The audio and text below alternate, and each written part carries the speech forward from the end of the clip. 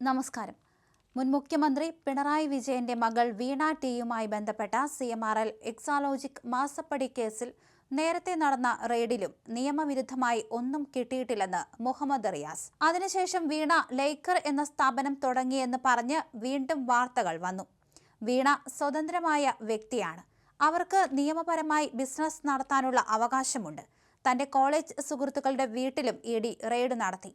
മാന്യമായി ബിസിനസ് ചെയ്യുന്നവരുടെ വീടുകളിലും സ്ഥാപനങ്ങളിലും റെയ്ഡ് നടത്തി പുകമറ സൃഷ്ടിക്കാനാണ് ED ശ്രമിച്ചത് എന്നും റിയാസ് പറഞ്ഞു.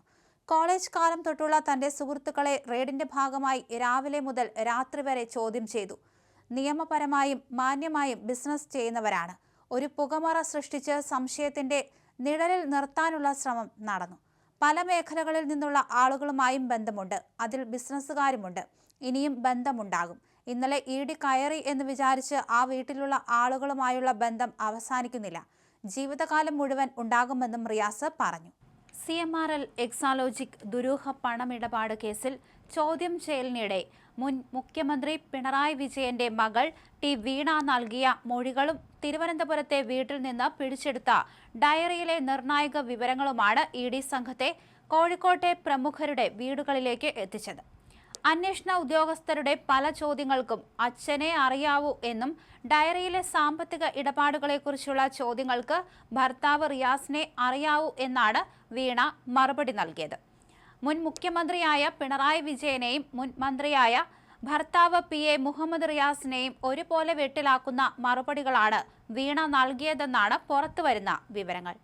കഴിഞ്ഞ മേയിൽ വീണ താമസിച്ചിരുന്ന തിരുവനന്തപുരത്തെ വീട്ടിൽ നടത്തിയ പരിശോധനയിലാണ് ചുവന്ന കവറുള്ള ഡയറി ED സംഘം കസ്റ്റഡിയിലെടുത്തത്. എക്സാലോജിക് കമ്പനിയുടെ അക്കൗണ്ടിൽ നിന്ന് കോഴിക്കോട്ടെ പ്രമുഖരായ നിഖിൽ, വാരിസ്, ഷൈജൽ, ഫൈജാസ് എന്നിവരുടെ അക്കൗണ്ടുകളിലേക്ക് വലിയ തുക കൈമാറിയതായി ഈ ഡയറിയിൽ രേഖപ്പെടുത്തിയിരുന്നു. ഈ പണമിടപാടുകളെക്കുറിച്ച് ED ചോദ്യം ചെയ്തപ്പോഴാണ് ഇടപാടുകളുടെ പിന്നിലുള്ള ഭർത്താവിന്റെ പങ്ക് വീണ വെളിപ്പെടുത്തിയത്. 4 പേരും റിയാസിന്റെ സുഹൃത്തുക്കളാണ്. അതിൽ ഒരാൾ തന്റെ കൂടി സുഹൃത്താണ് എന്നായിരുന്നു വീണയുടെ മറുപടി. തെരഞ്ഞെടുപ്പ് ആവശ്യങ്ങൾക്കാണ് കമ്പനി അക്കൗണ്ടിൽ നിന്ന് ഈ തുക കൈമാറിയതെന്നും വീണ അന്വേഷണ സംഘത്തോട് സമ്മതിച്ചിട്ടുണ്ട്. ചോദ്യം ചെയ്യലിന്റെ ഘട്ടത്തിൽ വീണയെക്കൊണ്ട് ഈ 4 പേരെയും ഫോണിൽ വിളിപ്പിക്കുകയും ചെയ്തിരുന്നു. ഭർത്താവ് റിയാസിന്റെ നിർദ്ദേശപ്രകാരമാണോ സാമ്പത്തിക ഇടപാടുകൾ നടന്നതെന്ന സംശയം ഇതോടെ ശക്തമായി. ചില പ്രധാന ചോദ്യങ്ങൾക്ക് ഭർത്താവ് റിയാസിന് മാത്രമേ അത് സംബന്ധിച്ച് അറിവുള്ളൂ എന്ന് വീണ ആവർത്തിച്ചതോടെയാണ് അന്വേഷണം റിയാസിലേക്ക് നീളാൻ വഴിയൊരുങ്ങിയത്. ഇതിന്റെ തുടർച്ചയായാണ് ചൊവ്വാഴ്ച രാവിലെ 6 മണിയോടെ ED സംഘം കോഴിക്കോട്ടെ 8 ഇടങ്ങളിൽ ഒരേ സമയം പറന്നിറങ്ങിയത്.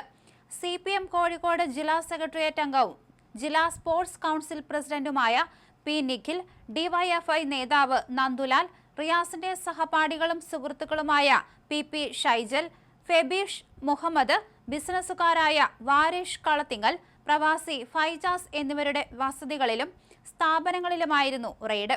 കേരള പോലീസിന്റെയോ സംസ്ഥാന ഇന്റലിജൻസിന്റെയോ യാതൊരു സഹായവും തേടാതെ പൂർണ്ണമായും കേന്ദ്രസേനയുടെ കനത്ത കാവലിലായിരുന്നു ED സംഘത്തിന്റെ മിന്നൽ പരിശോധന. ഇന്റലിജൻസ് വിഭാഗത്തെ പോലും ഇരുട്ടിൽ നിർത്തി ED നടത്തിയ ഈ സർജിക്കൽ സ്ട്രൈക്ക് സംസ്ഥാന ഭരണ കേന്ദ്രങ്ങളെ ഒന്നാകെ ഞെട്ടിച്ചിട്ടുണ്ട്. പരിശോധനാ വേളയിൽ ഇവരുടെ സാമ്പത്തിക ഇടപാടുകൾ സംബന്ധിച്ച സുപ്രധാന രേഖകളും ഡിജിറ്റൽ തെളിവുകളും ED സംഘം പിടിച്ചെടുത്തു. മണിക്കൂറുകളോളം നീണ്ട ചോദ്യം ചെയ്യലിൽ നിർണായക വിവരങ്ങൾ ലഭിച്ചു എന്നാണ് സൂചന. ഇവരിൽ ചിലരുടെ സ്വത്തുക്കൾ മരവിപ്പിക്കാനുള്ള നടപടികളിലേക്ക് അന്വേഷണ സംഘം കടക്കുകയാണെന്നും വിവരമുണ്ട്. മന്ത്രിസ്ഥാനത്തിരുന്ന മുഹമ്മദ് റിയാസിന്റെ നിർദ്ദേശപ്രകാരമാണോ എക്സാലോജിക് അക്കൗണ്ടിൽ നിന്ന് നേതാക്കളുടെയും സുഹൃത്തുക്കളുടെയും അക്കൗണ്ടുകളിലേക്ക് പണം ഒഴുകിയത് എന്നാണ് ED പ്രധാനമായും അന്വേഷിക്കുന്നത്.